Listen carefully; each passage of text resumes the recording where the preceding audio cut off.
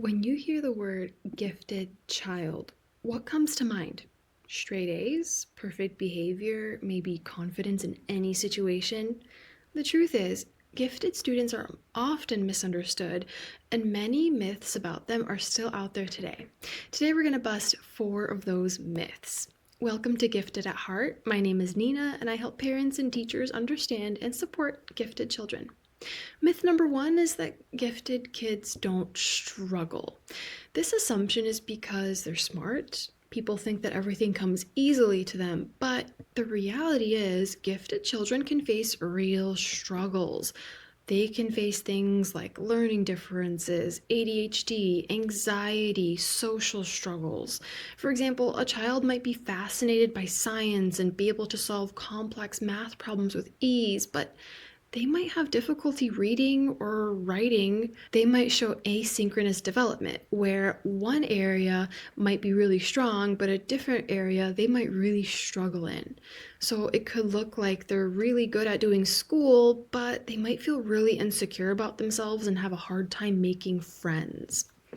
Myth number 2, gifted kids are always high achievers. While many gifted students often excel in certain areas, grades alone don't tell the full story. Things like motivation, perfectionism, anxiety, and learning differences can affect performance in school.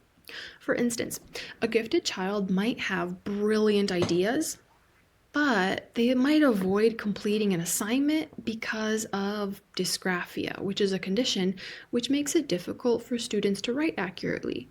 Or they might fear not getting their ideas down perfectly, so why even try?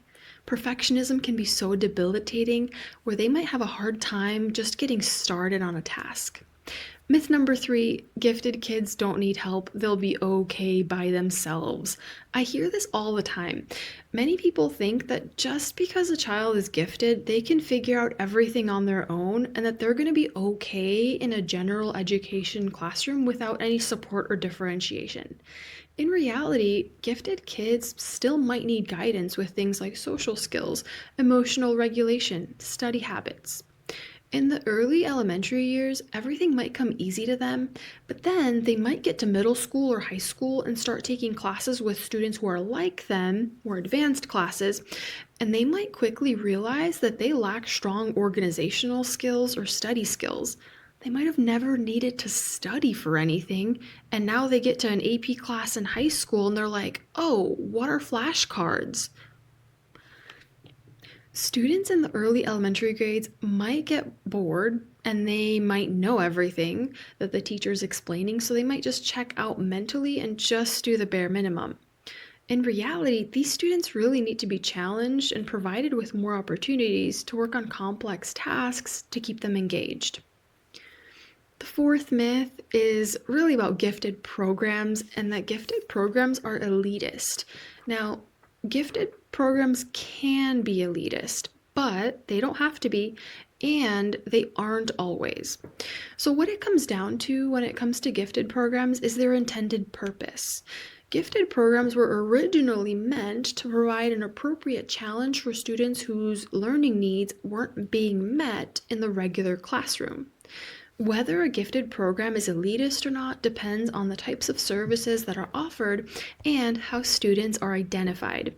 If the only way that students can get into a gifted program is based on a teacher recommendation or a parent recommendation, you're going to miss a lot of kids who are multilingual learners and their parents might not know English, or students of color, or students who come from low-income families. Their parents might not know how to advocate for their student, and they might not even have the time to go to the school or the district office to figure out how to navigate the American education system. So some schools will only provide a special test if the parent requests it, and that's really the only way for a child to be considered for a gifted program. The best way to prevent gifted programs from becoming elitist is to use a universal screener or an assessment that considers all students. Another way to prevent elitism in gifted programs is to use local norms. Comparing kids to the other kids in their school or in their class, as opposed to comparing them to kids across the nation, could really help figure out which students in your community or in your specific classroom might need something different. Gifted kids are complex, and each child is so unique. They're not perfect, and they don't always ace every subject, but they do need our support academically, socially, and emotionally. Understanding these myths can help parents and teachers respond with empathy, patience, and encouragement. These were just 4 of the common myths that I've heard. There are definitely more out there. Which myth surprised you the most? Let me know in the comments.